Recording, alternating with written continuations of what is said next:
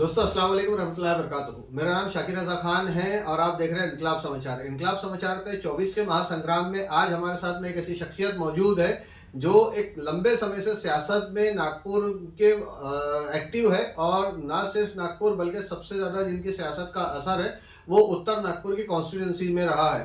वो उत्तर नागपुर से ही रहने वाले हैं। उत्तर नागपुर की कॉन्स्टिट्यूंसी में उनकी सियासी कारगुजारियाँ सबसे ज़्यादा रही है और आज हम उनसे उत्तर नागपुर के ही समीकरण पे बात करने जा रहे हैं। उनका नाम है इकराम खान। तो इकराम भाई अस्सलाम वालेकुम, आपका इस्तकबाल है हमारे इस शो में 24 का महासंग्राम। अब 24 का महासंग्राम है, विधानसभा चुनाव चल रहे हैं और अनकरीब हम वोट डालने जाने वाले हैं। बिल्कुल। तो उत्तर नागपुर में क्या सिनेरियो है इस वक्त?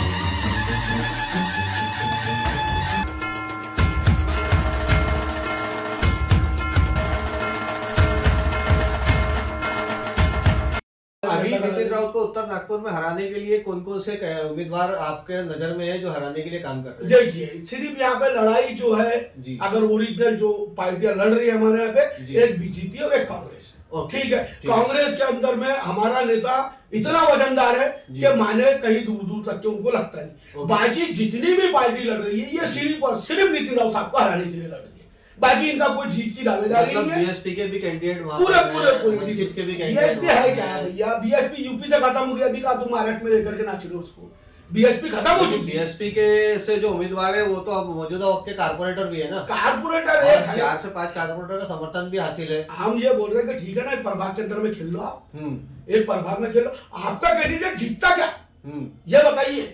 वो तो दावा तो फिर आपके एमआईएम का भी है कि हमारा कैंडिडेट जीतता। नहीं तो यही तो दावेदारी के खिलाफ है, झूठी दावेदारी के खिलाफ में। वो तो बोल रहे कि आंख बंद करके हमारा कैंडिडेट निकल रहा है। अब क्या है कि मुहावरे तो ऐसे है कि हर बंदर बोलता है कि हमारी लाल है लेकिन जो देख ले बंदर वही समझदार है। वही समझदार है। ऐसा है, तो जिसको समझ में आ गया वो किनारा पकड़ लेंगे, समझे।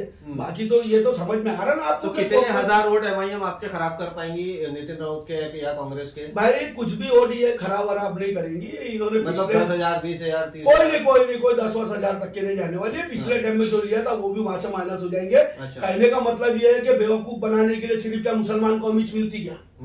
मुझे ये बताइए। पिछले टाइम में कितने वोट लिए थे? पिछले टाइम में इन्होंने 9,400 वोट लिया था। अच्छा। जिसके अंदर में एससी समाज का 400 वोट भी नहीं था।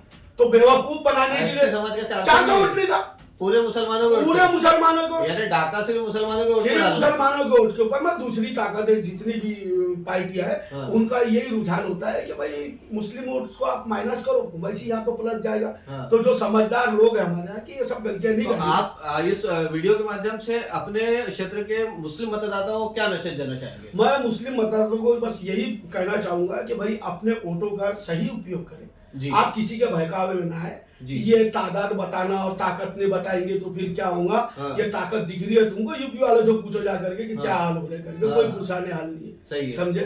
और जो मेरे एरिया के लोग जो बोल रहे हैं और कि कांग्रेस ने क्या करी, कांग्रेस ने, अरे तो मेरा भी तो मानना है कि कांग्रेस ने कहा कुछ करी। अरे आज 70-75 साल के अंदर में कांग्रेस ने कुछ भी नहीं करी। ऐसा जैसा कि तुम्हारे साथ में बीजेपी आज कर रही। बम लिंचिंग नहीं करी तुम्हारे साथ में कांग्रेस ने। सही बात। कांग्रेस ने तुम्हारे हंडियों तक के हाथ नहीं डाला है। कांग्रेस ने तुम्हारी मजारों को, दरगाह शरीफ को नहीं तोड़ा है। सही है। मस्जिदों को तुम्हारे शहीद नहीं किया कांग्रेस ने। कांग्रेस ने तुम्हारे लाउड स्पीकर को नहीं उतारा। कांग्रेस ने कभी तुमको ये नहीं कहा कि इनको वर्दियों से बचाना जाए, इनके ड्रेस से बचाना। कांग्रेस ने कभी तुम्हारे मंगलसूत्र पे हाथ नहीं डाला। कांग्रेस ने कभी 3 तलाक की बात नहीं की। ये कांग्रेस के राज में नहीं। तुम्हारे बेटियों के सर पे इज्जत का आंचल नहीं। अरे कांग्रेस ने तुम्हारे आंचलों को संवारा है, समझे। ये खूबी है। तुम्हारे वोट बांटने और काटने के चक्कर में आज जो है हमारी बेटियों के हिजाब तक हाथ पहुंच गया। आज इस चीजों को, इन चीजों को दुरुस्त करना है। बाद में आप बताओ ना जी, हम थोड़ी खिलाफ में उसके, बाद में बताइए। पहले मुस्लिम बेटियों की इज्जतें भी नहीं उतारी ना। बिल्कुल नहीं उतारी है। मान सम्मान से रहा है मुसलमान। आज शर्म की बात आपने कही ना इकराम भाई। असल में प्रॉब्लम यही हो रही है कि ये जो आरएसएस का टूल किट है जिसको लेके एमआईएम और बाकी दीगर लोग हैं तो चल रहे हैं आज के वक्त में, ये नौजवान स्पेशली नौजवान बच्चे, कांग्रेस ने क्या करी। तो ये आपने बहुत बेहतरीन अंदाज में बात कही है और बहुत अच्छे चीजें कही है कि कांग्रेस ने ये सब नहीं करी। बिल्कुल नहीं ये करेंगे। सब वो लोगों को बताने और समझाने वाला असल में कोई है नहीं, इसलिए वो गुमराह हो रहे हैं नौजवान बच्चे। तो ये जो गुमराह वोटर है आपका, इसको आप लोग कैसे रोक पाओगे? इंशाल्लाह सारे हालात जो है तो सुधर गए हमारे एरिया के अंदर में। ओके। और कुछ जो थोड़े बहुत बचे हुए हैं इंशाल्लाह 2-3 दिन के अंदर में हमारे कार्यकर्ता हम खुद मिल करके उस हालात को दुरुस्त कर लेंगे जी इंशाल्लाह। तो ये जो सोशल मीडिया पे एमआईएम की तरफ से इतना एग्रेसिव कैंपेन होता है या मुस्लिम समाज को जुम्मन बोल बोल के बेइज्जत किया जाता है जी, इसके लिए फिर आप लोग ने, आप भी एक वक्त में एमआईएम में रह चुके हैं और अभी आप एमआईएम के बाहर है, तो आपने तब भी नहीं रोका और आज भी नहीं रोक रहे, तो ऐसा क्यों? नहीं हमने रोका है। देखिए हमने हर समय में रोका है, जहाँ पे देखिए मुस्लिम समाज को सिरे से नकारा जाता है, बेइज्जत किया जाता है, जुम्मन बोल के, अब्दुल बोल के, एमआईएम के द्वारा। ऐसा नहीं है। हाँ, ये जो इन लोगों ने ट्रेंड एक चलाया हुआ है जी, ऐसा नहीं है। अगर तुम्हारे मर्जी से आने सबके सब तुम्हारे साथ में आ गए तो सब अच्छा हो गया। हाँ। और जिसने तुम्हारी चीजों को, तुम्हारी नफ्स को पकड़ लिया और तुमको बताया कि तुम यहाँ पे गलत होकर के, तो वो जुम्मन हो गया। और एमआईएम में तो अक्सरियत ऐसे है कि जिनके बाप लोग जिंदगी भर बीजेपी में रहे और बेटे एमआईएम में आके मुसलमान। अरे भैया बड़ी वंडर बात है, बड़ी वंडर बात है, समझे क्या कि अब ये एमआईएम इनको दिख रही है। ये जो बात आपने कहा मुझे पता है किधर में इशारा है आपका, समझे क्या? और आज भी है, ये तो दुनिया के सामने खुली बात है, खुली बात है, आज भी है। आज भी बिल्कुल एरिया के अंदर मतलब एक्टिव है। तो कहने का मतलब ये है कि ऐसा नहीं है। अब उनको तुम इनको जुम्मन मियां बोल रहे तो फिर उनको क्या बोलोगे भाई? सवाल है कि भाई बेटा तो इधर में काम कर रहा, अब्बू वहां पे बीजेपी में है, तो इनको जुम्मन अगर एमआईएम पे साला है, बहनोई बीजेपी में है। तो ये जो है चीज है ये अच्छा नहीं है ऐसा। तो जो भी चीज है, कहने का मतलब ये है मेरा कि मुस्लिम वोटर्स के ऊपर में जो उत्तर नागपुर के अंदर में जो पॉलिटिक्स हो रही है वो अच्छी नहीं है जी, और ये हमारी कौम के लिए भी अच्छी नहीं है जी। कुछ हमारे तो क्या आखिरी मैसेज आपका इस वीडियो में क्या रहेगा? मेरा यही मैसेज रहेगा कि दिल खोल करके मुसलमान जो है कांग्रेस को वोट मारे। कांग्रेस की हमारी सीट आ रही है जी, और महाराष्ट्र के अंदर में आघाड़ी की जो है तो सरकार बनने जा रही है। रही बात कुछ मसले मसाइल रहते हैं, उसके लिए इकराम खान बैठा है तुम्हारे लिए एरिया के अंदर जी, इंशाल्लाह मिलजुल करके काम किया जाएगा। और ये जो वीडियो कल आपका वायरल हो रहा था वो इस्तीफा मांगने वाला, तो ये कब का है वीडियो? ये वीडियो काफी पुराना है मेरा। अच्छा। और मैं अभी आपको बताया कि मैं कोई नेता से डरता नहीं हूँ जी। हाँ, मुझे जो चीज गलत है वो गलत बोल करके निकल जाऊंगा। और फिर जिसका इस्तीफा आप मांग रहे थे तो भाई है अपना। अरे भाई मेरा कहने का मतलब मैं तो हक से गया ना मांगने के लिए। हाँ बिल्कुल भाई मैं मेरा दुश्मन थोड़ी हो। मेरा भाई है, मैं हक से गया मांगने के लिए, भैया तुमको देना पड़ेगा करके मेरे को, है ना? सही। तो इस्तीफा जो मैं मांगने गया है तो मैंने हक से मांगा है अपने। और उसी चीजों की वजह से मुझे डॉक्टर नितिन राव साहब का, मेरे चाचा है वो, भतीजा ही करके बुलाते हैं मुझे, इकराम भतीजा ही लगाएंगे वो।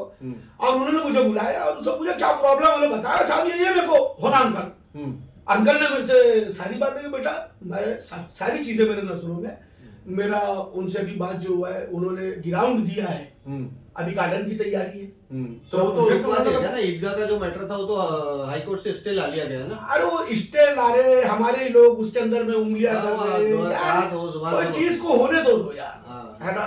अब इतना बड़ा इस्लामिक कल्चर सेंटर आया है, अब उसके अंदर में आप लोग लो, उसको चलाओ, उसमें फंड आएगा, हमारे बच्चे एजुकेटेड होंगे। और वो कोई छोटा मोटा प्रोजेक्ट नहीं है भाई, बड़ा प्रोजेक्ट, बहुत बड़ा प्रोजेक्ट है वो। उसको समझो, उसकी कदर करो। समझे, पढ़े लिखे लोग जो है वो समझ रहे कि वो क्या चीज आई हुई है, समझे? आप उसके अंदर में और भी चीजें चला सकते हो, अपने बच्चों को तालीम दो, तालीम याफ्ता बनाओ, बहुत सारे एजुकेशन मॉडल वहाँ डेवलप किए जा सकते हैं, एजुकेशन के बहुत सारे मॉडल्स वहाँ से। ये तो अभी एक नमूना, गरीब बच्चों के लिए वहाँ कोचिंग चलाया जा सकता है, कॉम्पिटिटिव एग्जाम्स की प्रिपरेशन की जा आज हमारे कई बच्चे जो कोचिंग नहीं लेते, उनके पास फीसेस नहीं है, बेचारे बैठे हुए पढ़ाई से। बिल्कुल सही।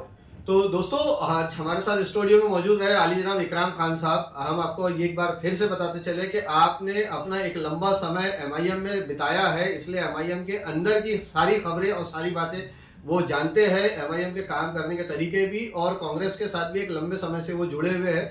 सबसे बेसिक चीज ये है कि इकराम भाई जमीनी स्तर के कार्यकर्ता है, आम इंसान के अंदर में उनके लिए जो मोहब्बत है और उनका जो काम है वो बोलता है, जैसा कि आपने उनकी भाषा शैली में अभी देखा और उनकी भाषा शैली से आपको अंदाजा लगता है।